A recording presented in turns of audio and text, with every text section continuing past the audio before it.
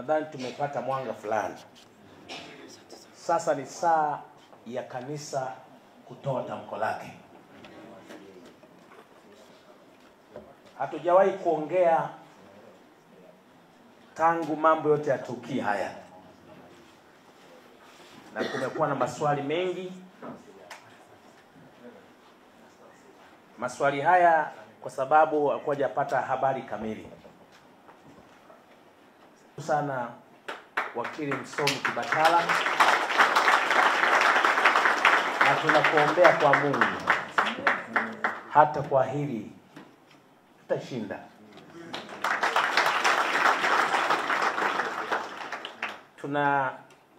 Sisi kwa bado tunafikiria unafaa kuwa askofu wa Glory of Christ Tanzania Church. Matendo yangu ya dunia ni mengi sana, mniache na uwakili tu. Asante Remo. Asante.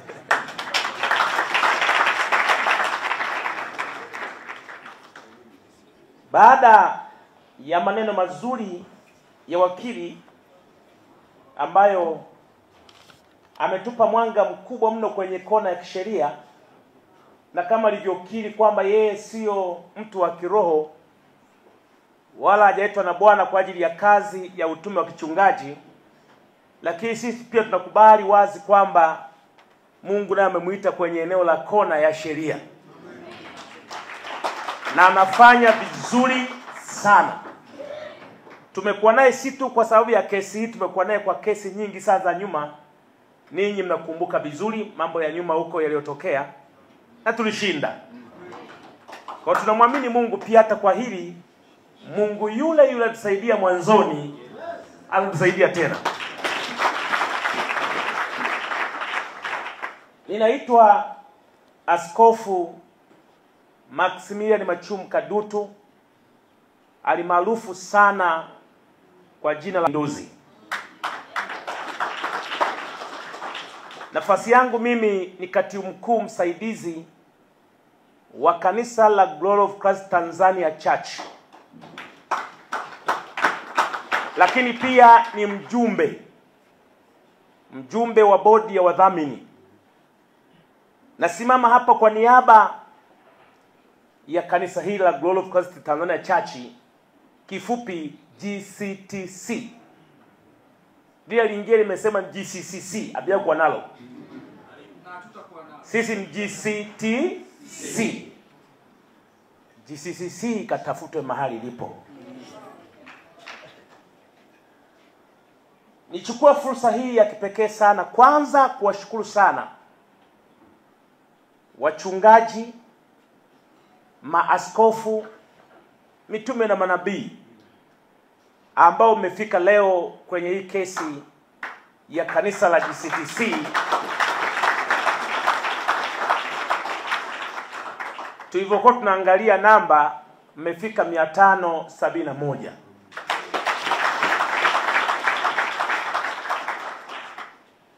Na nashukuru kwa wale wachungaji wetu wa jimbo la Dodoma wa Ufufuo kufanikiwa kufika, na wengine kwa mikoa ya jirani. Na naamini pengine tungekuwa tunajua angalau ratiba kamili. Sababu ratiba ilikuwa ni saa 9 kafanywa kuwa saa 5. Hii mabadiliko yameathiri kidogo mahudhurio ya baadhi ya watu wengine. Lakini hata ratiba yenyewe hii ya kuwepo leo ilitoka siku ya Ijumaa. Sasa kwa kuwa tumepata mapema tarehe nyingine ya kesi kama hii, itakuwa tarehe 8 mwezi wa 6, mwezi wa 7, tunaamini watakuja kutoka mikoa mbalimbali. Sasa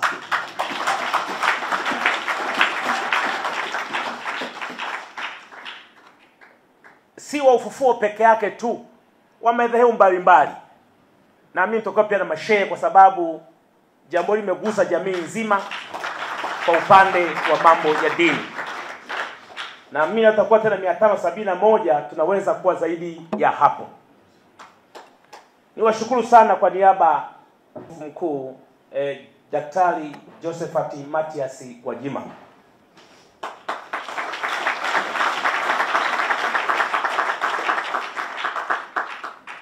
Jambo la pili ambalo la muhimu, tumesikia kutoka kwa wakili, ameeleza wazi hasa kupitia barua ya waziri kwa maana ya mwakilishi wa serikali kwamba wao hawaitambui barua ile ambayo imesababisha yote haya. Angeitambua angejibu, kwa kuwa hajatambua ndio maana hajajibu. Sasa kwa kanisa kupitia barua ile ambayo imekanwa, imekataliwa, haitambuliki, haijasainiwa na msajili wa vyama vya kiraia na haina jina la kanisa letu, hiyo ndio barua ambayo imeleta yote haya. Sasa kwa sababu ya barua hiyo, naomba nianzie nyuma kidogo. Wala ambao hamkuelewa basi muelewe kidogo, kwa sababu jambo limetokea siku ya Jumatatu usiku saa 5:15 katika mazingira ambayo wala hatakuwa kwenye ibada ya jioni, ilikuwa tu ni mkesha. Wala alikutokea ibada ya Jumapili ambao waumini wengi wanakuwepo makanisani. Kwa nafasi ya kupeana taarifa ilikuwa haipo kabisa. Kama ni taarifa tuliyoipata basi ni ile ya kuvamiwa. Lakini kwa nini tumevamiwa? Na watu wengi hawakuwa nayo hayo. Ukweli ni kwamba sisi tuliona barua hiyo mtandaoni ambayo tuliulizwa, ni ya kwenu? Mmepewa barua? Ilikuwa tarehe 2 mwezi wa 6. Na hiyo barua ya mtandaoni si tukawa taharuki. Kwa wale ambao wana simu angalau za smartphone waliona. Wengine wa simu ndogo hata hawakuona kabisa, wasikia tu kanisa limejaa tepe mbalimbali. Sasa muda wa kuelezea hatukuwa nao.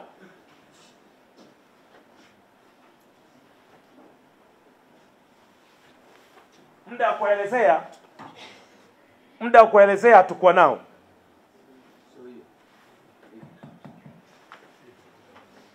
Muda wa kuelezea sauti imepunguzwa kwa sawa. Muda wa kuelezea hatukuwa nao. Sasa kwa sababu hiyo naomba nielezee kidogo kwamba siku hiyo ibada ya Jumapili ikatangazwa kwamba tutakuwa na maombi ya kufunga kwa muda wa siku 7. Yaani kuanzia Jumatatu na kuendelea. Sasa tumeanza maombi ya mfungo siku ya kwanza na kuendelea na mkesha. Ghafla kanisa likazingiwa na magari ya polisi na polisi. Hatujakaa sasa tukasikia mabomu yanapigwa na risasi za moto. Hatujakaa sasa watu wamekamatwa. Hatujakaa sasa wameshapigwa na utepe. Kwa hiyo wale waliokuwa kwenye mkesha walikamatwa. Walikamatwa watu 98. Wakapelekwa kituo cha polisi Oysterbay. Taharuki ikawa ni kubwa sasa, kanisani kuna utepe. Waumini waliokuwepo wamekamatwa.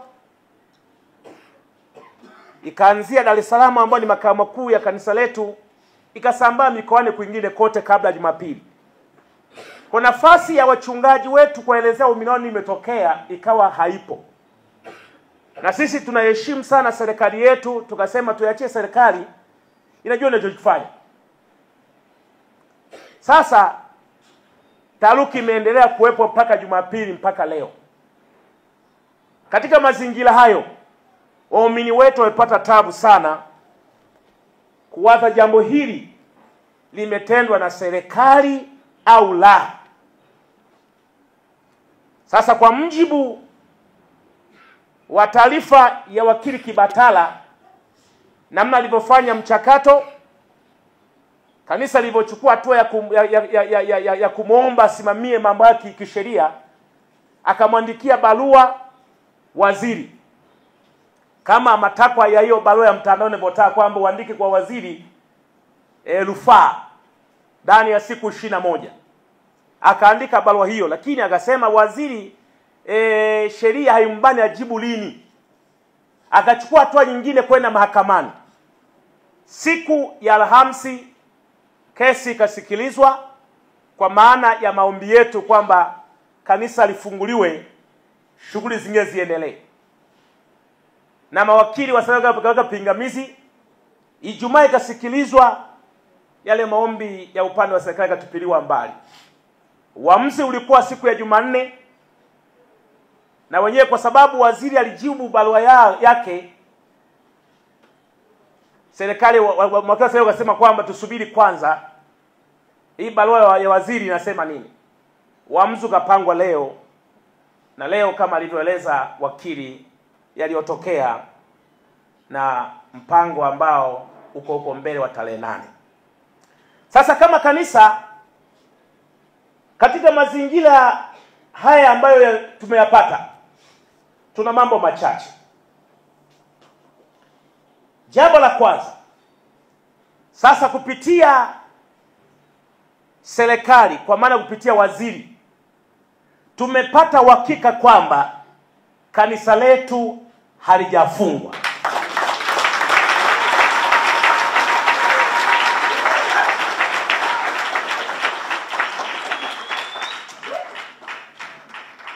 Kwanza hatujapokea barua ya kufungwa kwa kanisa,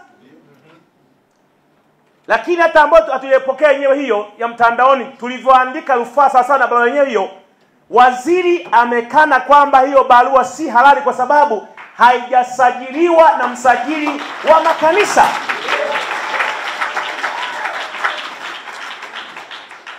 Waziri akaenda mbali zaidi kusema, ninyi ni kanisa la Glory of Christ Tanzania Church kama lilivyosajiliwa, na huyu mnadai kwamba amefuta.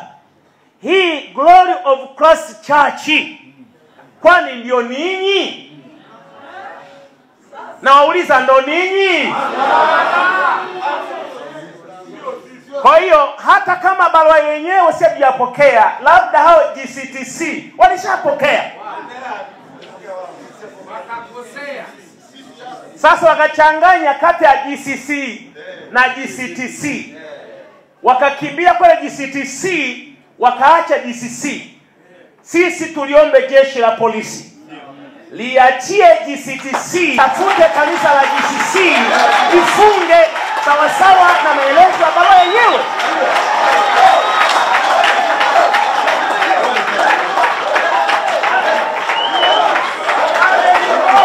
Naomba utulivu. Naomba utulivu. Naomba utulivu. Kwa sababu hata si tungeshangaa kwa mfunguliwa katika mazingira hayo. Utaratibu unajulikana. Ili kanisa lifungwe, hii ni taasisi ya watu. Watu wanafunga ndoa, wanabariki watoto. Kuna ubatizo. Unakataje, unafungaje kanisa ghafla hivyo kama unaofunga kitu ambacho hakihusiana na watu wengi zaidi? Tulitegemea kama kwa ngombe ya kufunga kweli, kwanza tungepewa notice ya siku 14 au siku 21, ili kama kuna wafanyakazi mliokuwa mwaajiri basi mwape likizo, ili kama kuna shule za kanisa basi zifungwe kwa utaratibu wanafunzi kurudishwa makwao, ili kama kuna hospitali ya kanisa wagonjwa wapewe rufaa waende kwingine, ili kama kuna waumini wa kanisa hilo basi watangaziwe wapate huduma za kiroho kupitia huduma zingine, ili kama kuna ndoa ama zisogezwe karibu ndani ya nusu fungu haraka, ama wasimamishwe, wasilipie kumbi, wasitoe mwaliko kwa watu wengine. Tungeshangaa sana. Lakini cha pili, tuna utaratibu mzuri sana wa kisheria ambapo kila mtu anayekosea lazima aitwe asikilizwe kwanza. Umekosea bwana hiki, hebu jitetee. Kama tujafunga kanisa, jitetee. Kwa nini tusifunga kanisa lako? Jitetee. Nafasi ya kujitetea hatujapewa. Kwa hiyo tuna confirm wazi kwamba kanisa letu halijafungwa.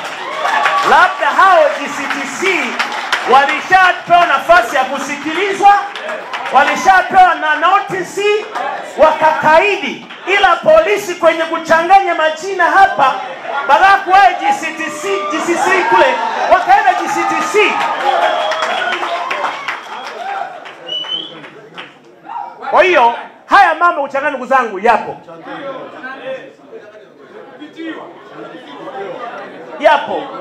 Majina yanafanana yapo.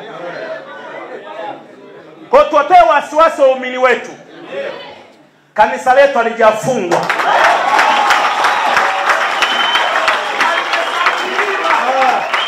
Na kwa sababu hiyo, kwa kuwa halijafungwa, Jumapili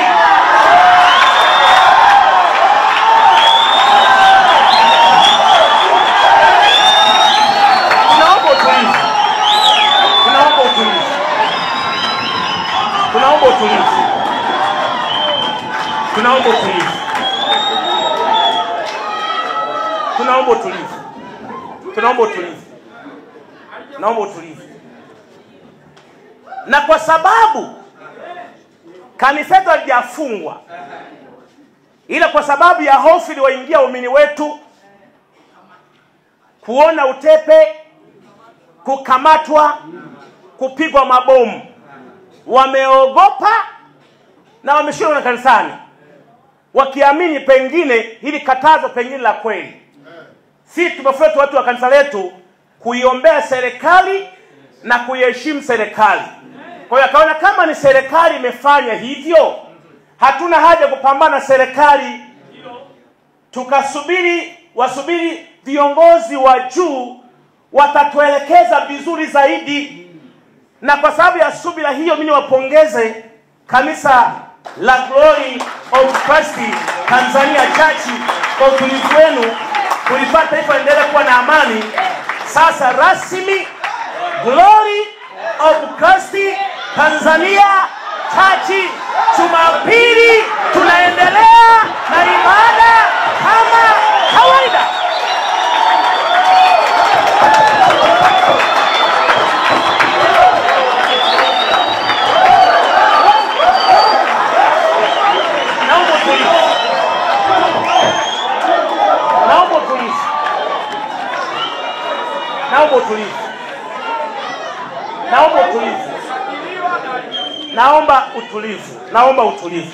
Naomba utulivu ndugu zangu.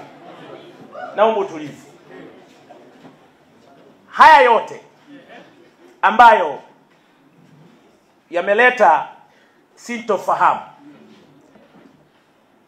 kubwa na hata kudhaniwa pengine la kwetu limefungwa, ni kwa sababu ya plesi ya Askofu Gwajima.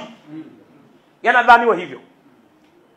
Na mimi hata nitoe wasiwasi hiyo, kwa sababu wasihusishe plesi ya Askofu Gwajima na kanisa letu.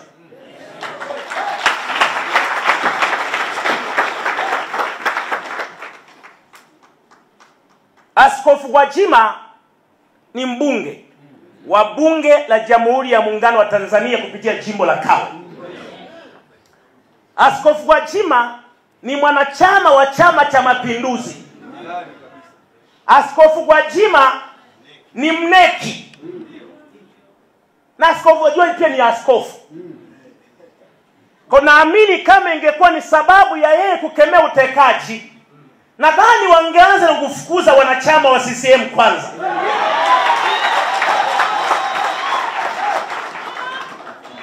Pengine kwa sababu wanachama huo angepoteza sifa za kuwa mneki, angekosa sifa za kuwa mbunge.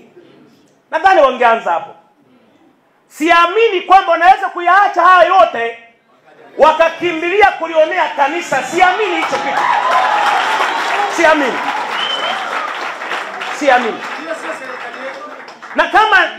Na kama inaweza kuwa ni kweli, je, akosee padri mmoja au katekista mmoja kule na Mtumbo Ruvuma, kakosea kwenye matamshi yake, hata kama ni ndani ya kigango au ndani ya jumuiya, kakosea kwa matamshi yake, je, wataifunga Katoliki nzima?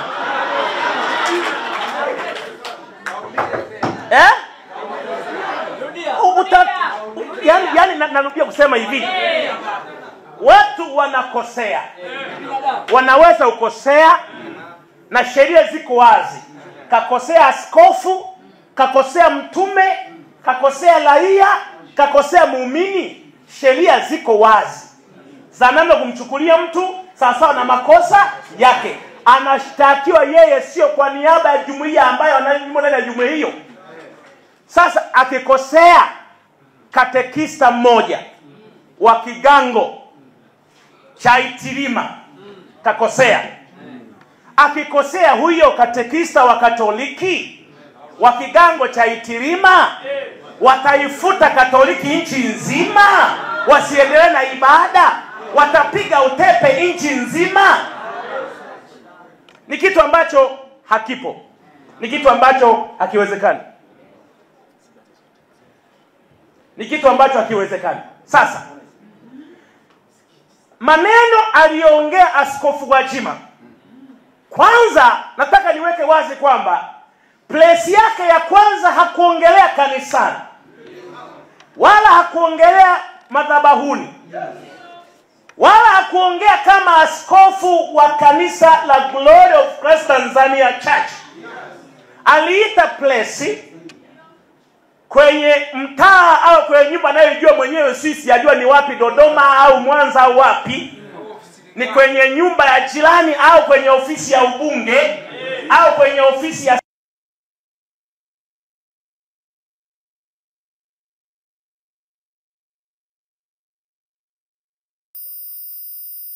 alipoita ile place, kabla ya yote ikajibiwa bungeni. Kwa hiyo walimjibu bungeni, ushahidi kwamba hiyo place ilienda haihusiani na kanisa.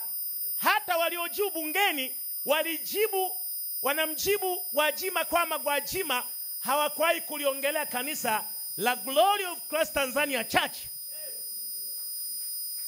Na sasa si tu hapo, hata kwenye mkutano mkuu wa CCM, maneno aliongea Rais Samia Suluhu Hassan hayakuhusisha hata kidogo kabisa na kanisa la Glory of Christ Tanzania Church, hayakuhusisha kabisa. Yeye alidili na Gwajima kama Gwajima akasema tusigwajimanize chama chetu na kina magwajima yaachwe nje. Nadhani hiyo ilikuwa ni baada ya place, kwa kanisa alikuhusika kabisa. Nani huyu analipuka na kanisa sasa? Kutokea wapi? Kwamba aliongea Jumapili. Je, ana haki ya kuhubiri kanisani? Ana haki ya kuhubiri. Yes, haki anayo. Na usimpangia tahubiri nini, usiende mahubiri yake. Alichosema Jumapili ni ufafanuzi kwa waumini wake waliosikia. Ametajwa kila mahali, wala hakuleta hoja aliyoleta hoja ya kwanza. Hoja ya kwanza haijawahi kujibiwa mpaka leo, ni ufafanuzi. Na mimi nasema wazi, alikuwa na haki kuambia waumini wake wasiendelee kubaki na taharuki kwa sababu umefanya nini, imekuwaje. Kwa sababu hata mitandao ya kijamii ilizimwa, kila alichokisema mara ya kwanza kikafutwa. Mimi niliona kwenye media moja na The Chanzo ikasema kwamba TCRA imewaamrisha waondoe content ya Askofu Gwajima kwenye mtandao wao. Hata kama iliondolewa, kwa hiyo waumini wengi hata upata taarifa vizuri kwamba ameongea nini. Sasa tunasema mara magwajima mara nini, anataka afanue. Lakini jambo hilo halihusiane kabisa na kanisa, wala kanisa halijamtuma aseme hayo. Sasa sikio makini. Kwa maana moja, kanisa kama kanisa, kwanza kanisa lina bodi ya wadhamini. Kanisa lina bodi ya nini? Ya wadhamini. Na kwa sababu kanisa lina bodi ya wadhamini, mambo yote kanisa wanakaaga bodi ya wadhamini, wanaandika walaka kama baraza la maaskofu, halafu wanamtuma mmoja akatoe kwa niaba ya maaskofu ambaye ni katibu mkuu. Na kanisa hilo kama ni kulishtaki kulipeleka mahakamani, basi ni muhimu wangeshtaki bodi ya wadhamini, ambayo hata kwa kesi ambayo iko mahakamani imepelekwa ni bodi ya nini? Ya wadhamini. Nataka niseme tu kwamba Askofu Gwajima ana haki ya kupigania na yaamini yeye mwenyewe kama yeye. Ana haki. Na mimi naweza kusema sio yeye wa kwanza kukemea mambo ya ubaguzi. Alikuwa anadai kubaguzi. Haya mambo, wanatekwa watoto wa wanyonge, lakini watoto wa wazito hawatekwi. Akitolea mfano wa mwanae Jordani na watoto wa wengine wote. Inaonekana kama ubaguzi ndio jambo hili likomeshwe. Tukumbuke vizuri ndugu zangu, Martin Luther King aliyekuwa padri wa Katoliki, baadaye akawa Protestanti, ambaye leo ndio kiongozi mkuu wa Lutheran, alisimama kama kiongozi wa dini kukemea ubaguzi wa rangi wa watu weusi kule Marekani. Alisimama kusema haya hayafai, ambao ndio msingi wa viongozi wa dini kukemea maovu kwa taifa. Biblia inasema piga kelele usiache, paza sauti yako, waambie watu kosa lao. Na hii inasema wazi, ndugu zangu viongozi wa dini, msinyamaze kwa sababu nilopata hiyo tokea hili. Endeleeni kupaza sauti kwa maovu ya nchi hii. Si yeye tu peke yake. Mnamfahamu Askofu Desmond Tutu wa Afrika Kusini, alikemea mambo ya ubaguzi wa watu wa chini. Alisimama kama kiongozi kukemea. Na kama viongozi wa dini wameanza kuminywa midomo wasiongee, ndugu zangu, nadhani ni kuwatoa kwenye wito wao, ni kuwanyima haki ya kukemea baadhi ya dhambi zingine, bayo kukemea tu uongo, ulevi na nini, waache mengine. Hata kumalizia,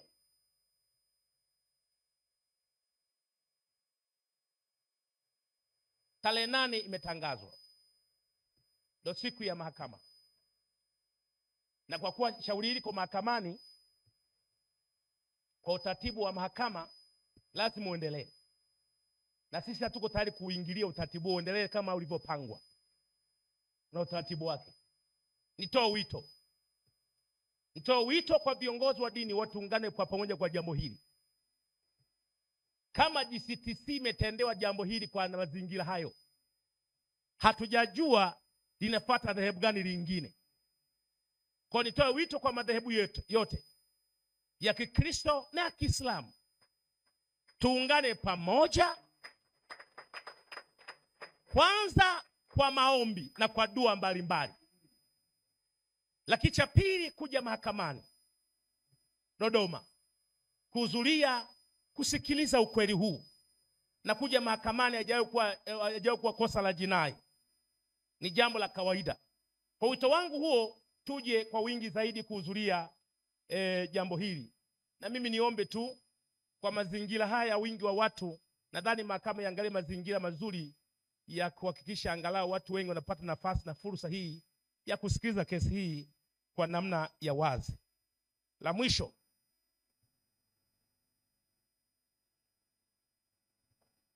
nitoe wito.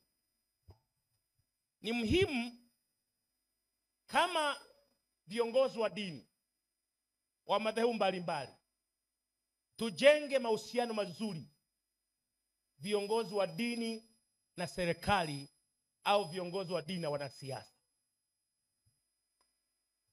Tujenge mahusiano mazuri haya ili upande mmoja usije kaonea mwenzake. Tuna nafasi sisi kuliombea taifa letu na kuhubiri amani. Ushirikiano mzuri wa wanasiasa na viongozi wa dini ukiwa mzuri sana, taifa linaweza kuwa na amani, kwa sababu wote wana wafuasi nyuma. Mwaka huu ni mwaka wa uchaguzi. Mwaka wa nini? Wapiga kura si raia hawa na waumini wenu, sio? Ukimwona askofu yuko hapa, nyuma kuna waumini wengi, na ni wa vyama vyote vya siasa. Kanisa ndio mahali pekee wanaingia wa CCM na Chadema wanaingia. ACT wanaingia na CUF wanaingia. Na wasio na vyama wanaingia. Isipokuwa wachawi tu peke yake.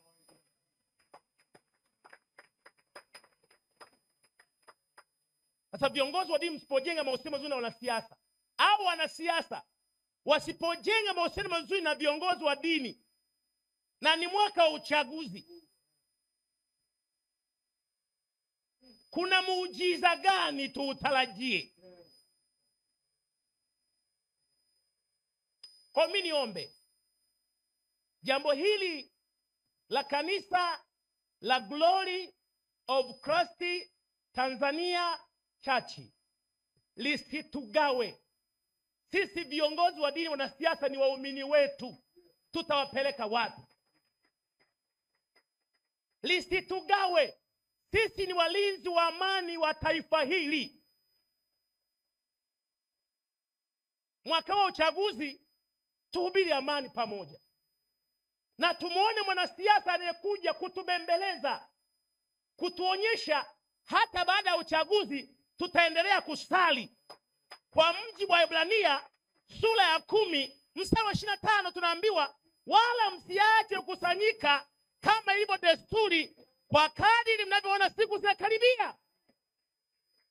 Tujenge mahusiano mazuri. Kwa hiyo wito wangu, kwa kuwa hapa siongea na wanasiasa, naongea na viongozi wa dini, si ndio tuwavute polepole kwa karibu viongozi wa kisiasa. Hawa ni waumini wetu. Tujenge mahusiano mazuri. Achana mambo ya mtandao na nini na nini, lakini tujenge mahusiano mazuri na usibague chama cha mtu. Jengeni mahusiano na viongozi wa siasa ambao unaweza kumwelewa. Kuna msemo mmoja sio mzuri sana, watu wanasemaga kwamba mpende anayekupenda. Mpende asiyekupenda